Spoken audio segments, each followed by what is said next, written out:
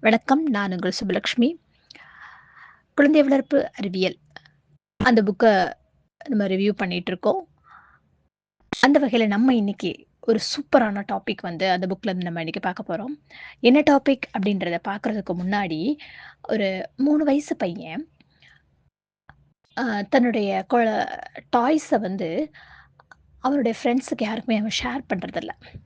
இத நினைச்சு அவங்க அப்பா வந்து ரொம்ப கவலைப்படுறாரு. எதுவுமே மத்தவங்களுக்கு அவன் கொடுக்கவே மாட்டிக்கானே அப்படின்ட்டு.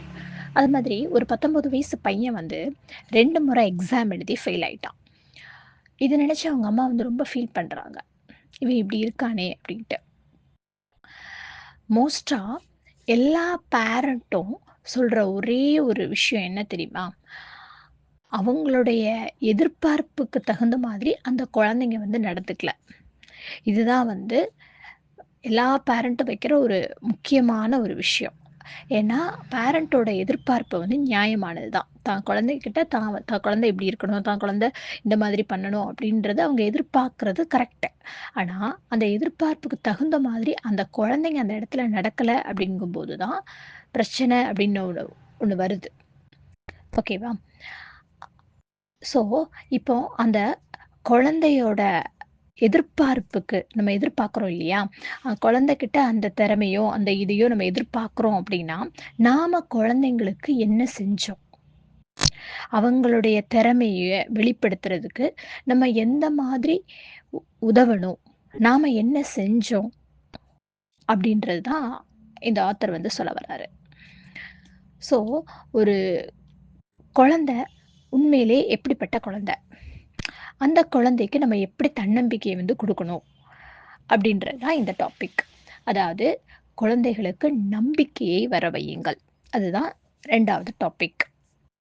ஒரு ஊர்ல 3 பிரதர்ஸ் இருக்காங்க. அவங்க 3 பேருக்கும் ஒரு விதை வந்து சூப்பரா ஒரு விதை வந்து குடுக்குறாங்க. 3 பேருக்கும் 3 விதை வந்து குடுக்குறாங்க. அப்போ முதல் பையன் என்ன பண்றான் அப்டின்னா, அந்த விதைய வந்து விதைக்கிறான். அந்த விதைய அவன் முளைக்க வைக்கும்போது, அ அதுலேருந்து எதுவுமே வளரவே இல்ல. அதே மாதிரி 2வது பையனும் அவனுடைய விதைய வந்து விதைக்கிறான். விதைக்கும்போது அவன் சொல்றான், "நீ வந்து விதைய விதைச்சா மட்டும் பத்தாது. அதுக்கு கண்டிப்பா தண்ணி ஊத்தணும். நீ தண்ணி ஊத்துறல்ல, அதான் உன்னோட விதை வந்து முளைக்கல" அப்படின்னு சொல்றான். ஸோ இவன் வந்து நெறைய தண்ணி எடுத்து கொண்டு ஊத்துறான். அவனோட விதையும் கொஞ்ச நாள் ஆகுது. முளைக்கவே இல்ல. 3வது பையன் என்ன பண்றான் அப்படின்னா, அந்த விதைய வந்து முளைக்க வ விதைக்க வச்சுட்டு, அவன் என்ன பண்றான் அப்படின்னா, தண்ணி ஊத்துறான். தண்ணி ஊத்துனா மட்டும் பத்தாது. ஆனா அதுக்கு உரமும் போடணும் அப்படின்னு சொல்லிட்டு 3வது பையன் தண்ணி ஊத்தி அதுக்கு உரமும் போடுறான். ஸோ, அவனோட விதையும் முளைக்கவே இல்ல. இத வந்து ஒரு வயசான முதியவர் வந்து ஒரு மரத்துக்கு அடியில உட்காந்து பார்த்துட்டே இருக்கிறாரு. பார்த்துட்டு இருக்கும்போது, "என்னப்பா என்ன செய்றீங்க?" அப்படின்னு கேட்கும்போது, அவங்க 3 பேரும் சொல்றாங்க. "இந்த மாதிரி பண்ணோம். ஆனா முளைக்கவே இல்ல." அப்படின்னு சொல்லிட்டு. அப்போ அந்த வயசானவர் சொல்றாரு, "முதல்ல அது என்ன விதை அப்படின்றத நீங்க கண்டுபிடிச்சீங்களா?" அப்படின்னு கேட்கிறாரு. அப்போ ஒருத்தருக்கு ஒருத்தர் அப்படியே பார்த்து அப்படியே முழிக்கிறாங்க. ஆ "இல்லையே, நாங்க பார்க்கலையே" அப்படின்னு சொல்லிட்டு. அத மாதிரி ஒரு ஒவ்வொரு விதைக்கும் ஒவ்வொரு பக்குவம் வந்து இருக்கு. இல்லையா? சில விதை வந்து விதைக்கும்போது, அதுக்கு வந்து தண்ணி வந்து எத்தன நாளைக்கு ஒருக்க தான் விடணும் அப்படின்ற மாரி இருக்கும். ஒரு சில விதைகளுக்கு டெய்லி தண்ணி விடுற மாரி இருக்கும். ஸோ, அதுக்குன்னு ஒரு பக்குவம் இருக்கு. அந்த விதைய முளைக்க வச்சு மரமாக்கணும் அப்படின்னா, அதுக்குன்னு ஒரு பக்குவம் இருக்கு. அந்த பக்குவத்துல செஞ்சா மட்டும் தான் அது வந்து முளைச்சு ஒரு மரமா வந்து உருவாகும். இல்லையா? அத வந்து அந்த முதியவர் வந்து அவங்களுக்கு சொல்லி புரிய வைக்கிறாரு. இதே மாதிரி தான். நம்ம வந்து நம்ம குழந்தைங்களுக்குன்னு ஒரு தனித்திறமை இருக்கும். ஒரு தனித்துவமான ஒரு சிறப்பு இருக்கும். அது என்னன்னு தெரிஞ்சு, அத நம்ம எப்படி வளர்த்தெடுக்கணும் அப்படின்றத முயற்சி செய்யணும். ஒவ்வொரு குழந்தைக்கும் ஒவ்வொரு தனித்தனி சிறப்பியல்புகள் வந்து இருக்கும். அது என்னன்னு தெரிஞ்சு, அத வந்து நம்ம வளர்த்தெடுக்கணும் அப்படின்னு சொல்றாங்க. சரி, அத எப்படி நம்ம கண்டுபிடிக்கிறது? அவங்களுக்கு என்ன திறமை இருக்குன்றத நம்ம எப்படி கண்டுபிடிக்கிறது? அப்படின்றது அவரு சொல்றாரு. என்னென்ன திறமைலாம் இருக்கும்? அப்படின்றதையும் அவரு சொல்ல வராரு.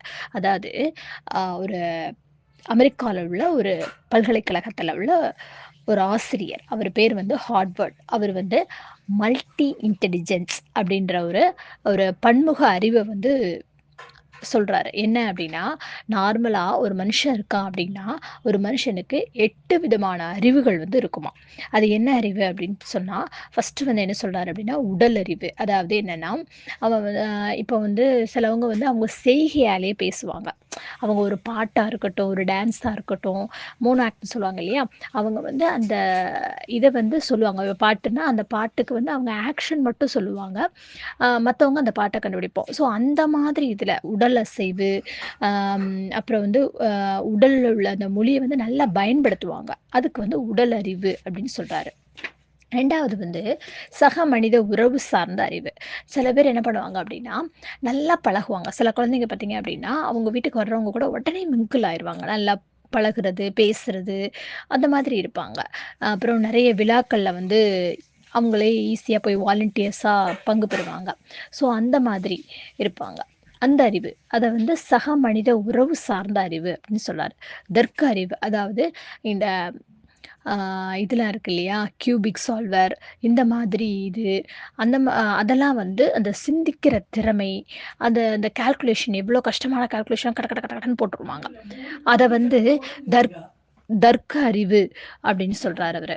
அப்புறம் வந்து என்ன சொல்றாரு அப்படின்னா, மொழி அறிவு. மொழி அறிவு என்ன அப்படின்னா, நல்லா பேசுவாங்க. அவரோட ப்ரொனன்சியேஷன் வந்து ரொம்ப நல்லாருக்கும்.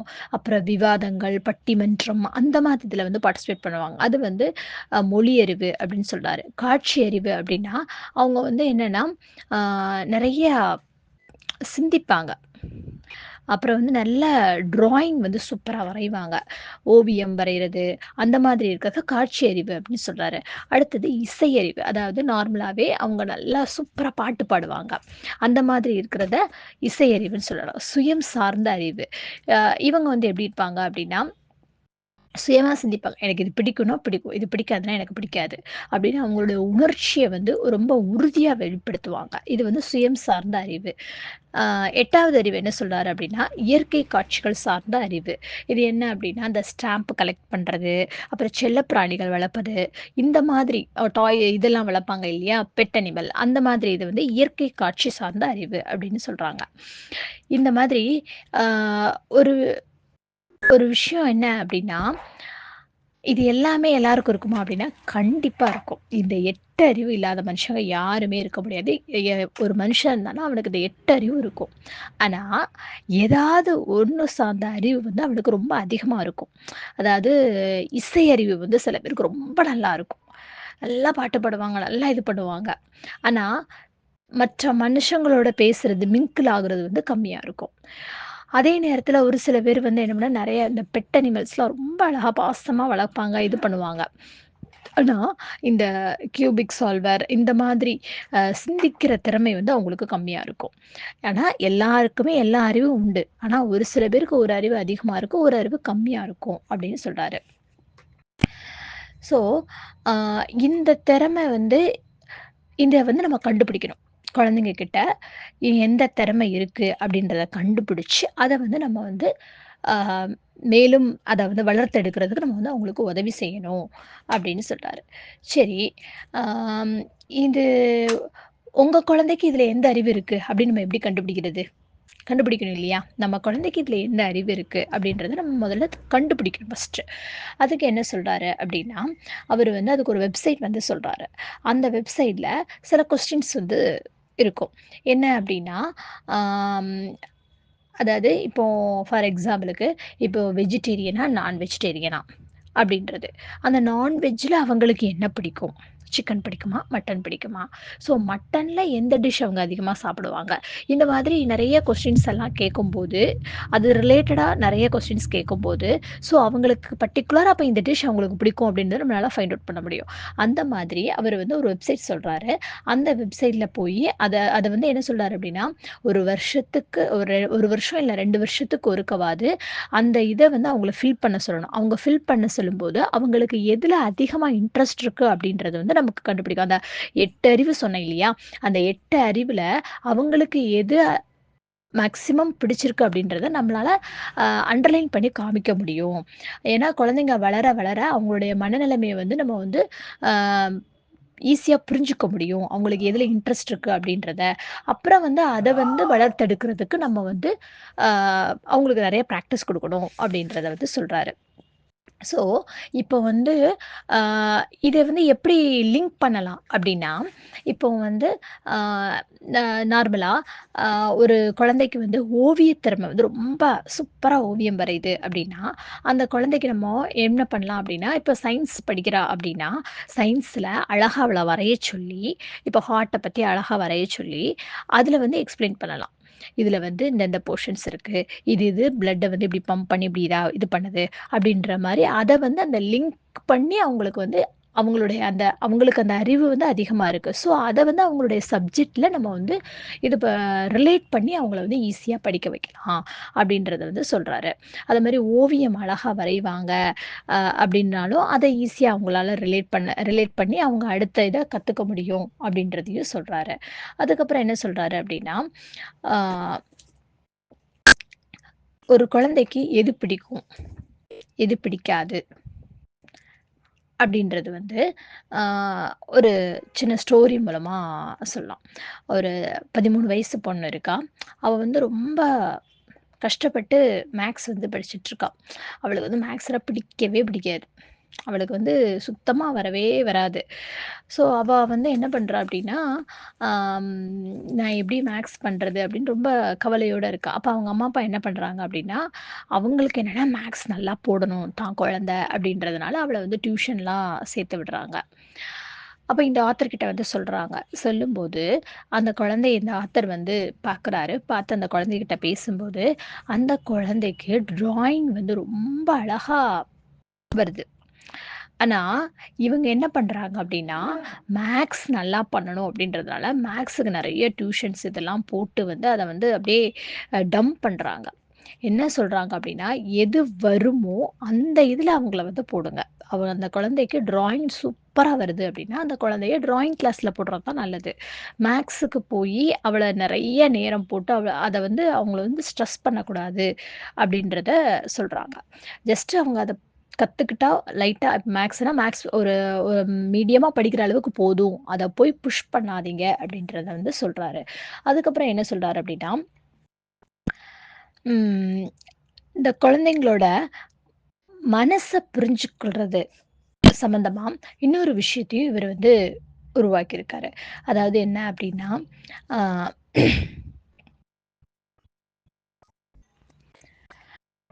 இவரு வந்து என்ன சொல்றாரு அப்டின்னா, அந்த பன்முக அறிவு மாதிரி, பன்முக இயல்பு வந்து சொல்றாரு. அது என்ன அப்டின்னா, பாதுகாக்கிற இயல்பு ஃபர்ஸ்ட்டு வந்து. இதுல வந்து ஒரு 9 இது சொல்றாரு. அதாவது என்ன அப்டின்னா, சில குழந்தைங்க வந்து அம் அவங்களுடைய பக்கத்துல உள்ளவங்க, அதாவது சக மனிதர்கள் கிட்ட வந்து ரொம்ப பாசமா இருப்பாங்க. அ அது வந்து பாதுகாப்பு இயல்பு அப்டின்னு சொல்றாரு. சிலவங்களுக்கு வந்து அவங்க படிச்ச விஷயத்த மத்தவங்களுக்கு ஈஸியா சொல்லிக் குடுக்குற திறமை இருக்கும். சிலவங்களுக்கு படிச்சது சொல்லிக் குடுக்க முடியாது. அவங்க அப்சர்வ் பண்ணியிருப்பாங்க. ஆனா மத்தவங்களுக்கு அவங்களுக்கு டீச் பண்ண முடியாது. இத வந்து இந்த கற்பிக்கும் இயல்பு அப்படின்னு சொல்றாரு. நிர்வாக இயல்பு. அதாவது சிலவங்க என்ன பண்ணாங்க, அவங்க கிட்ட ஒரு பொறுப்பு குடுத்துட்டோம் அப்படின்னா, அவங்க ஒரு லீடர் மாதிரி அந்த எடுத்த காரியத்த சூப்பரா செய்வாங்க. அது வந்து நிர்வாக இயல்பு அப்படின்னு சொல்றாரு. அப்புறம் வந்து படைப்பூக்கம். அதாவது என்னன்னா, அ புதுசு புதுசா யோசனைகள சொல்றது. இத இப்படி பண்ணலாம், அத அப்படி பண்ணலாம். புதுசா இத கிரியேட்டிவிட்டியா பண்ணலாம். அந்த மாதிரி சொல்றது. அப்புறம் குணப்படுத்துதல்னு சொல்றாரு. ஒரு இத என்னன்னா, மத்தவங்களுக்கு யாராவது உடம்பு சரியில்ல அப்டின்னா, சில பேர் வந்து அவங்களுக்கு ஓடி போய் அவங்களுக்கு போய் ஹெல்ப் பண்ணுவாங்க. அது மாதிரி அவங்களுக்கு ஏதாவது ஒரு பிளட்டோ ஏதோ ஒண்ணு இதாச்சு அப்டின்னா, சில பேருக்கு அத தொடுறதுக்கே இதா இருக்கும். ஆனா சில பேர் தைரியமா அத தொட்டு அத கிளீன் பண்ணியெல்லாம் விடுவாங்க. அத வந்து குணப்படுத்துதல் அப்டின்னு சொல்றாரு. அதுக்கப்புறம் வந்து மகிழ்வித்தல். நெறைய பேரு எப்பவுமே ம காமெடி பண்ணுவாங்க. அவங்க வந்தாலே அந்த இடம் வந்து கலகலன்னு இருக்கும். ஈஸியா மத்தவங்களால அவங்கள சிரிக்க வைக்க முடியும். அந்த மாதிரி இருப்பாங்க. சில பேரு வந்து ஹம் யாருக்காவது உதவினா ஓடி போய் செய்வாங்க. அ அது வந்து சேவைன்னு சொல்றாரு. அப்புறம் தொழில் முனைவு ஆர்வம். அதாவது என்னன்னா, அ ச சின்னதுலேருந்தே நெறைய பேருக்கு எப்படி இருக்கும் அப்படின்னா, அந்த கால்குலேஷனா இருப்பாங்க. எப்படின்னா, இதில இன்வெஸ்ட் பண்ணா இதில இவ்வளோ வரும். இதில இன்வெஸ்ட் பண்ணா இதில இவ்வளோ வரும். அந்த சொத்து சேர்க்கிறது, அந்த மாதிரி நெறைய சேர்த்து வைக்கணும். அந்த மாதிரி இது இருப்பாங்க. அது வந்து தொழில் முனைவு ஆர்வ குணம் அப்படின்னு சொல்றாரு. சாகச மனோபாவம் அது அடுத்தது. அது வந்து என்னன்னா, எல்லைய மீறி அவங்களுக்கு வந்து செயல்படணும் அப்படின்னு தோணும். நான் இந்த மாதிரி பண்ணணும், இதுக்கு மேல ஏறணும், இதுக்கு மேல சாகசம் பண்ணணும் அப்படின்னு தோணும். ஸோ, இந்த 9 இதும் நம்ம குழந்தைங்களுக்கு இதுல வந்து எந்த இது வந்து ஆர்வமா இருக்காங்க அப்படின்றத நம்ம செக் பண்ணி பார்க்கலாம். ஏன்னா நம்ம சின்னதுலேருந்தே பார்க்கும்போது, அவங்க எந்த ஒரு விஷயத்துல இதுல ஆர்வமா இருக்காங்கன்றத பார்த்துட்டோம் அப்டின்னா, அந்த அறிவையும், இதையும் லிங்க் பண்ணும்போது, அவங்களுக்கான கெரியர வந்து நம்மளால ஈஸியா சூஸ் பண்ண முடியும் அப்டின்னு சொல்றாரு.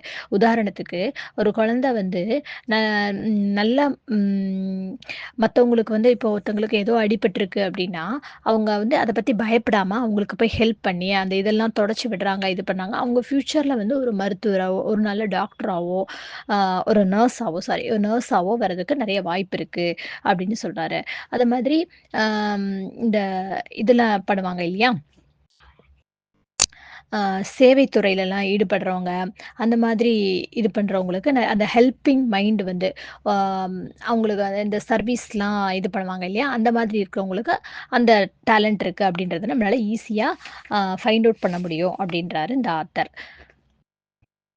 என்ன அப்டின்னா, ஆ நம்ம என்ன நெனைக்கிறோம் அப்டின்னா, ஆப்பிள் எப்பவுமே வந்து ஆரஞ்சு ஆக முடியாது. இல்லையா? நம்ம ஊர்ல என்ன விளையுதோ, அத தான் நம்ம ஊர்ல நம்மளால விளைவிக்க முடியும். நம்ம போய் இமயமலையில போயி தென்னை மரத்த விளைவிக்க முடியாது. அது மாரி கேரளால போயிட்டு நம்ம ஆப்பிள வந்து விளைவிக்க முடியாது. இல்லையா? அது மாரி குழந்தைக்கு எது இயல்பா வருதோ, அத வந்து நம்ம எப்படி வளர்த்தெடுக்கணும் அப்படின்ற ஒரு முயற்சிய வந்து நம்ம செய்யணும் அப்படின்றாரு இந்த ஆத்தர் வந்து. அம் பெற்றோர்கள் வந்து என்ன பண்ணக்கூடாது அப்படின்னா, தங்களோட விருப்பத்த வந்து திணிக்கக்கூடாது. என்னோட விருப்பம் இதுதான் அப்படின்றது மாரி, அந்த விருப்பத்த வந்து திணிக்கக்கூடாது அப்படின்றது சொல்றாரு. அப்படி அந்த விருப்பத்த திணிச்சோம் அப்படின்னா, நம்ம இமயமலையில போய் தென்னை மரத்த விளைவிக்கிற மாதிரி. கேரளால ஆப்பிள விளைவிக்கிற மாரி. ஸோ, அவங்களுக்கு என்ன விருப்பமோ, அத வந்து நம்ம இது பண்ணணும் அப்படின்னு சொல்றாரு. ஃபார் எக்ஸாம்பிளுக்கு கார்த்திக்ன்னு ஒரு பையன் இருக்கான். அவனுக்கு வந்து அ அவங்க அப்பா வந்து அக்கவுண்டன்ட்ஸ் படிக்க சொல்லி அவன வந்து சொல்றாரு. ஆனா, அவனுக்கு வந்து அக்கவுண்டன்ட்ஸ் பத்தி சுத்தமா அவனுக்கு விருப்பமே கிடையாது. அவனுக்கு வந்து இந்த கிராஃபிக்ஸ் பண்றது, அந்த மாதிரி இதுல வந்து அவனுக்கு ரொம்ப ஈடுபாடா இருக்கு. ஆனா, அவங்க அப்பா வந்து அதுல திணிக்கிறாரு. ஸோ, அப்போ அவன வந்து ஒரு கவுன்சிலிங் இது பண்ணும்போது, "ஏன் உனக்கு இது படிக்கலையா? படிக்க பிடிக்கலையா?" அப்படின்னு கேட்கும்போது, "எங்க அப்பாவோட இன்ட்ரெஸ்ட்டுக்காக நான் அந்த படிப்ப வந்து சூஸ் பண்ணி படிக்க போறேன்." அப்படின்னு சொன்னாரு. ஸோ, இந்த மாதிரி பேரண்ட் வந்து நம்மளுடைய விருப்பங்கள வந்து குழந்தைங்க மேல திணிக்கக்கூடாது. அப்படின்னு சொல்றாரு. அது மாதிரி இப்ப ஒரு குழந்தை சொல்லுது, "எனக்கு வந்து பாட்டு பாடுறது ரொம்ப பிடிக்கும். நான் பாட்டு தான் பாடுவேன்." அப்படின்னு அந்த குழந்தை சொல்லுது அப்படின்னா, அதுக்காக நம்ம அத அப்படியே அக்செப்ட் பண்ணிட்டு, அதிலேயே நம்ம இது பண்ணக்கூடாது. அத வந்து அவங்க பண்றாங்களான்றத நம்ம டெஸ்ட் பண்ணணும். இப்போ ஒரு குழந்தை பாட்டு பாடுது, பாட்டு பாட போறேன் அப்படின்னு சொல்லுது அப்படின்னா, அந்த குழந்தை அதுக்காக மேடையில ஏறி பாடுற அளவுக்கு அதுக்கு தைரியம் இருக்கா? அப்படின்றத தைரியத்தையும் நம்ம கொண்டு வரணும். அந்த தைரியம் இருக்கான்றதையும் செக் பண்ணணும் அப்படின்றாரு அந்த ஆத்தர் வந்து. அதுக்கப்புறம் என்ன சொல்றாரு அப்படின்னா, ஆ நெறைய பேரு கம்பேர் பண்ணுவோம். அதுக்கு என்ன சொல்றாரு அப்படின்னா, ஆப்பிளோட டேஸ்ட் வேற, ஆரஞ்சோட டேஸ்ட் வேற. இல்லையா? ஆப்பிள் வந்து ஒரு மாரி மீடியமா இருக்கும். ஆரஞ்சு வந்து கொஞ்சம் புளிப்பு தன்மையோட இருக்கும். அதோட டேஸ்ட் வேற, இதோட டேஸ்ட் வேற. ஒரு வீட்ல 2 குழந்தைங்க இருக்காங்க. ஒரு பொண்ணு வந்து சூப்பரா மேத்ஸ் போடுவா. சூப்பரா இது பண்ணுவா. ஆனா, இன்னொரு பொண்ணுக்கு வந்து என்ன இருக்கும் அப்டின்னா, அந்த வீட கிளீனா வச்சுக்குவா. அவங்க வீட்டுக்கு யார் வந்தாலும் அவங்களுக்கு வந்து அவங்கள ரொம்ப மரியாதையோட வரவேற்பா. அவங்களுக்கு நல்ல ஃபுட் சர்வ் பண்ணுவா. ஸோ, அவளுக்கு வந்து ஒரு திறமை இருக்கு. அப்ப இந்த ஆத்தர் வந்து என்ன சொல்றாரு அப்டின்னா, கம்பேர் பண்ணாதீங்க. ஆரஞ்சோட டேஸ்ட் வேற இருக்கும். ஆப்பிளோட டேஸ்ட் வேற இருக்கும். ஸோ, கம்பேர் நீங்க வந்து பண்ணாதீங்க. அவங்களுக்கு என்ன திறமை இருக்கோ, அந்த திறமைய மட்டும் நீங்க ஊக்குவிங்க அப்படின்னு அதாவது திரிய வந்து நம்ம லேசா தூண்டி விட்டாலே போதும். விளக்கு சூப்பரா எரியும். அந்த தூண்டுதல் தான் வேணும் அப்படின்றாரு இந்த ஆத்தர் வந்து. அதுக்கப்புறம் என்ன பார்த்தோம் அப்படின்னா, இந்த பன்முக அறிவு, பன்முக இயல்பு அந்த 2யும் நம்ம பார்த்தோம் இல்லையா? ஸோ, அதனால நமக்கு என்னென்ன நன்மைகள் கிடைக்கும் அப்படின்னு பார்த்தீங்க அப்படின்னா, எந்த எந்த பாடத்துல அவங்களுக்கு இன்ட்ரெஸ்ட் இருக்கு அப்படின்றத நம்ம ஈஸியா நம்ம வந்து கண்டுபிடிக்க முடியும். அந்த பாடம் சாராத விஷயங்கள் இருக்கு இல்லையா? அந்த சப்ஜெக்ட் தவிர மத்த விஷயத்துலயும் எதுல அவங்களுக்கு இன்ட்ரெஸ்ட் இருக்கு அப்படின்றதையும் நம்மளால ஈஸியா கண்டுபிடிக்க முடியும். ஸோ, அது அந்த அறிவ வந்து எதுல அவங்களுக்கு வலிமையா இருக்கோ, அந்த அறிவ பயன்படுத்தி அவங்களுடைய அ குரோத்த வந்து நம்மளால ஈஸியா மேம்படுத்த முடியும் அப்படின்னு சொல்றாரு.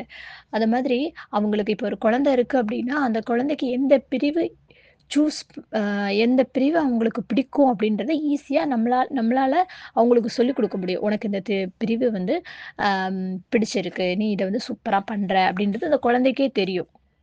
இல்லையா? நம்ம இது மூலமா அ நம்ம குழந்தைட்ட இருந்து ஈஸியா கண்டுபிடிக்கலாம் அப்படின்றதையும் சொல்றாரு. அவங்களுக்கு ஈஸியா அவங்களோட கெரியர வந்து சூஸ் பண்ணி குடுக்க முடியும் அப்படின்றதையும் சொல்றாரு.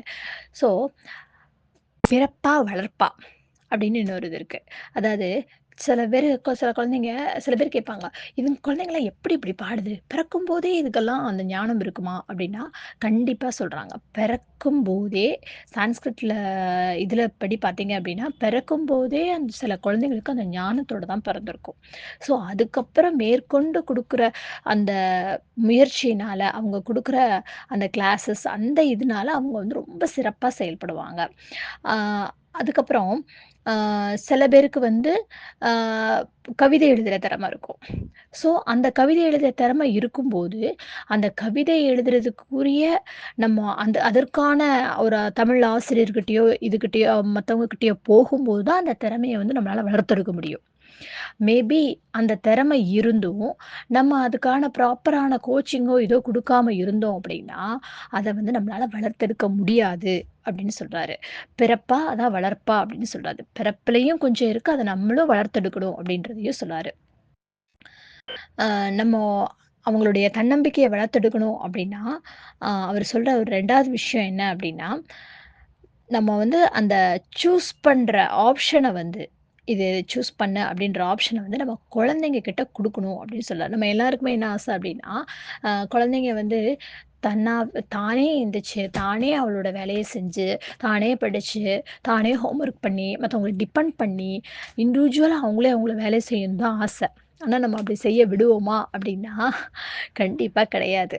எப்படின்னா, ஒரு ஸ்டேஜ் வரைக்கும் நம்மளே பேம்பரிங் பண்ணியிருப்போம். "இத செய்யுங்க, அத செய்யி" அப்படின்னு சொல்லிட்டு. இப்பவும் நம்ம என்ன பண்ணுவோம்? "இந்த யூனிஃபார்ம போடு, இதுக்கப்புறம் சாப்பிடு, இதுக்கப்புறம் இந்த ஹோம் ஒர்க் பண்ணு, இதுக்கப்புறம் அத பண்ணு" அப்படின்னு சொல்லிட்டு நம்ம வந்து நெறைய திணிக்க தான் செய்றோம் குழந்தைங்க கிட்ட. அவங்கள சுயமா அவங்கள செய்ய விடுறது இல்ல அப்படின்றதையும் இந்த ஆத்தர் வந்து முன்வைக்கிறாரு.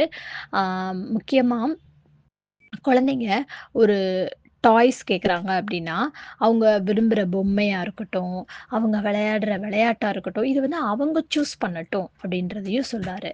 அது மாரி நைட் நம்ம என்ன சாப்பாடு சமைக்கலாம் அப்படின்றதையும் அவங்க கிட்ட கேளுங்க. "இன்னைக்கு என்ன சாப்பாடு சமைக்கலாம்? நீ இந்த ட்ரெஸ் போடு. எந்த ட்ரெஸ் போடுற? நீ இந்த ட்ரெஸ் போடுன்னு நம்ம சொல்லக்கூடாது.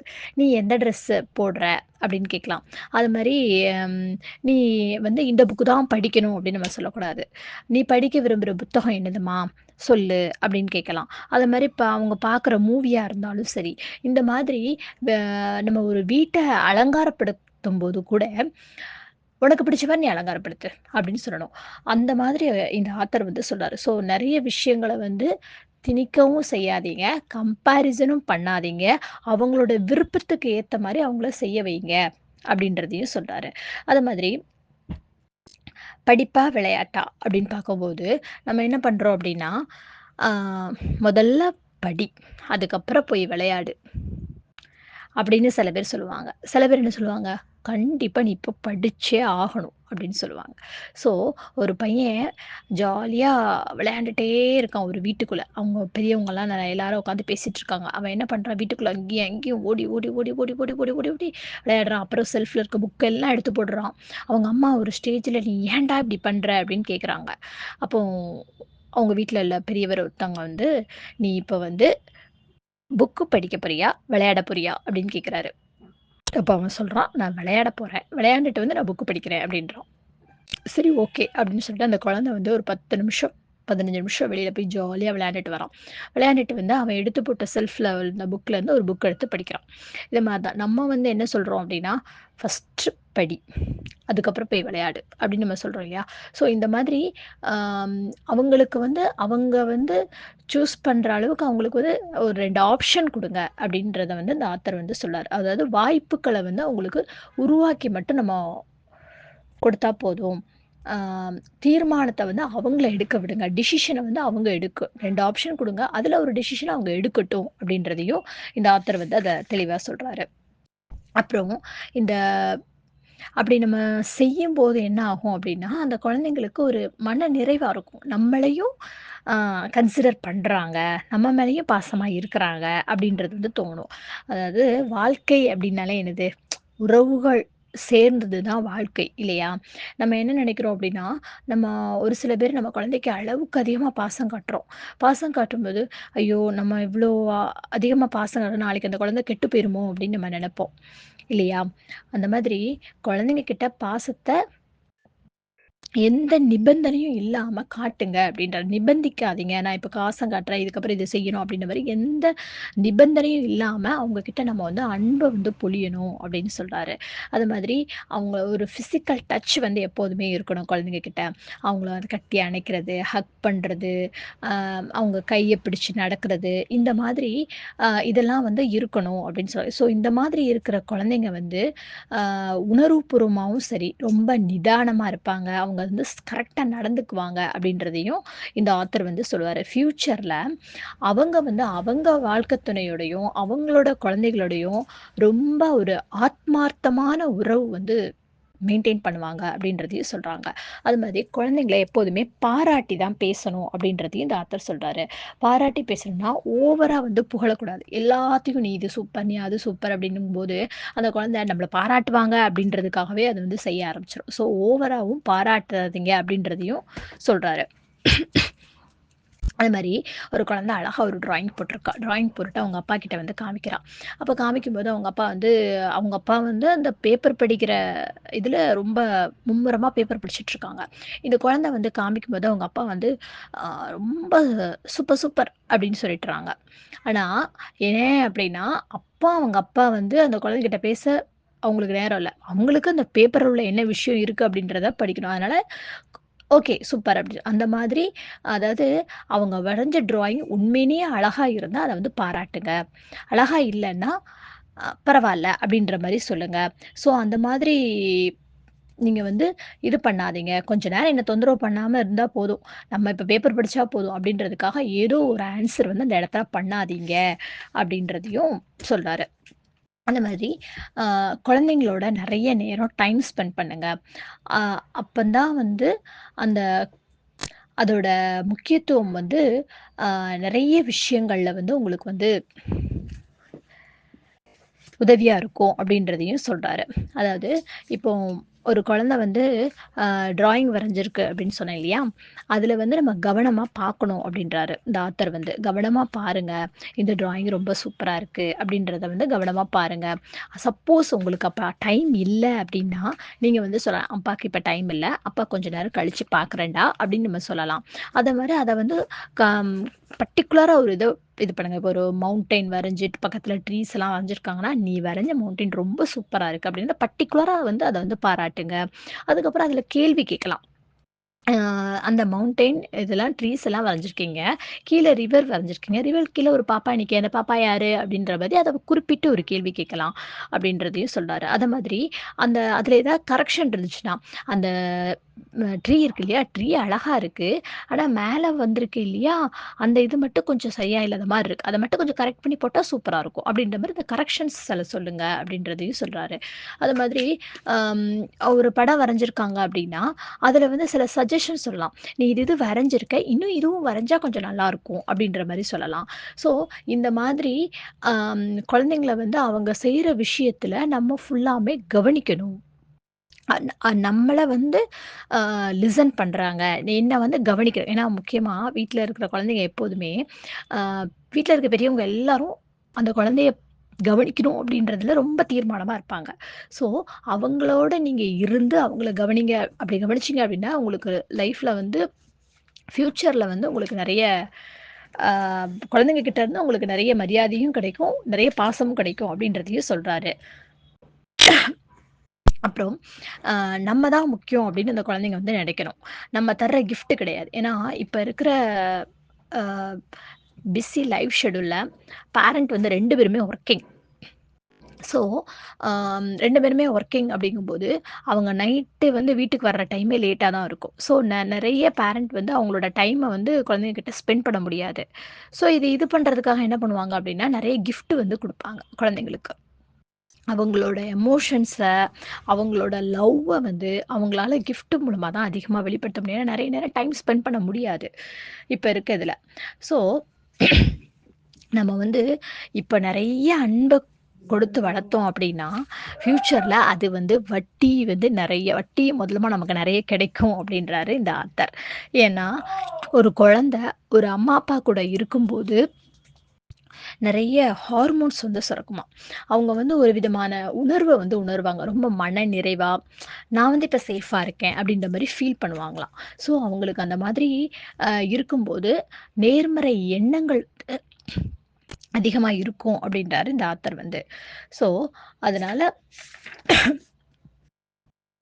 நெறைய டைம் ஸ்பெண்ட் பண்ணுங்க அப்படின்றதையும் சொல்றாரு. அது மாரி குழந்தைங்களுக்கு மரியாதை குடுங்க அப்படின்னு நெறைய பேர் சொல்லுவாங்க. அ இது வந்து எதுக்குமே உதவாது. உதவாக்கற, சுத்த வேஸ்ட்டு. ஆம் ஒரு அப்பா வந்து ஒரு பையன ஒருத்தர்கிட்ட இன்ட்ரோடியூஸ் பண்றாரு. இது வந்து என்னோட பையன். அ இவன் வந்து ஹிந்தி படிக்கவே மாட்டான். ஹிந்தி இவனுக்கு தெரியவே தெரியாது. அப்படின்ற மாரி. அப்போ என்னன்னா, அந்த இடத்துல வந்து அந்த குழந்தை வந்து கூனி குறுகி இருக்கும். ஓகேவா? என்னன்னா, குழந்தைங்களுக்கு ப்ராப்பரான மரியாதை. நம்ம எப்படி பெரியவங்களுக்கு மரியாதை குடுக்கோமோ, அது மாரி அந்த குழந்தைங்களுக்கு ஒரு மரியாதை வந்து கண்டிப்பா குடுக்கணும் அப்டின்றாரு. ஒரு குழந்தைய மத்தவங்க கிட்ட பேசும்போது, அவங்கள அலட்சியப்படுத்தியோ, அ அந்த மாதிரிலாம் பேசக்கூடாது. அ முத்திர குத்தாதீங்க அப்டின்றாரு. குறிப்பிட்டு. "அவ ஒரு முட்டாள், அவ ஒரு சோம்பேறி" அப்டின்றத வந்து சொல்லாதீங்க. ஆ அந்த தவற வந்து நம்ம சுட்டி காட்னோம் அப்டின்னா, ஆ அந்த அவனோட நடத்தைய வந்து நம்ம விமர்சிக்கிற மாரி ஆயிரும். அது அவனுடைய மைண்ட்ல வந்து அப்டியே பதிஞ்சிரும். ஓகே, எனக்கு இனி ஹிந்தி வராது, ஹிந்தி வராது அப்டின்றதே திரும்ப திரும்ப அவனுக்கு இதாயிடும். ஸோ அந்த மாதிரி இது பண்ணாதீங்க. அப்டின்றதையும் இந்த ஆத்தர் வந்து பேசுறாரு. அதுக்கப்புறம் என்ன சொல்றாரு அப்டின்னா, ஆம் முக்கியமா இந்த தன்னம்பிக்கை இது எல்லாமே நம்ம குழந்தைங்களுக்கு வந்து இது ப்ராப்பரா கைட் பண்ணும்போது, அவங்களுக்குள்ள ஒரு நம்பிக்கைய வந்து வர வைக்கணும். அவங்களுக்குள்ள எங்க திறமை இருக்கு? அவங்களுக்குள்ள என்ன அறிவு இருக்கு? அதுக்கப்புறம் அவங்களுக்கு வந்து நம்ம எப்படி அத அ இன்க்ரீஸ் பண்ணதுக்கு நம்ம எப்படி ஹெல்ப் பண்ண போறோம்? அவங்களுக்கு ப்ராப்பரான மரியாதை குடுத்து, அவங்களுக்கு எப்பவுமே ரெஸ்பெக்ட் குடுத்து, அவங்களுடைய உணர்ச்சிகள வந்து நம்ம புரிஞ்சுகிட்டு, அவங்களோட நெறைய டைம் ஸ்பெண்ட் பண்ணி, யாரோடையும் அவங்கள கம்பேர் பண்ணாம, அவங்களுக்கு தேவைப்படுற நேரம், தேவைப்படுற இடத்துல அவங்களுக்கு நம்ம ஒரு கிஃப்ட் குடுக்குறது, இந்த மாதிரிலாம் இருக்கும்போது, அவங்களுக்கு வந்து நம்ம மேல நெறைய நம்பிக்கை வந்து வரும். அதுவும் இல்லாம அவங்களுக்கு அவங்க மேலயும் நெறைய நம்பிக்கை வரும். என்னால இது முடியும். எனக்கு இந்த திறமை இருக்கு அப்படின்றத அவங்களும் நம்ப ஆரம்பிப்பாங்க அப்படின்றதையும் ஆ இந்த ஆத்தர் வந்து சொல்றாரு. ஸோ இந்த மாரிலாம் இது பண்ணும்போது நேர்மறை எண்ணங்கள் வந்து குழந்தைங்க கிட்ட அதிகமா இருக்கும். நம்மகிட்ட ஒரு விசேஷமான குணம் இருக்கு அப்படின்றது அந்த குழந்தைங்களுக்குமே தெரிய வரும் அப்படின்றதையும் சொல்றாரு இந்த ஆத்தர். நெக்ஸ்ட் சாப்டர் என்ன அப்படின்றத இன்னொரு நாள் பார்க்கலாம். Thank you.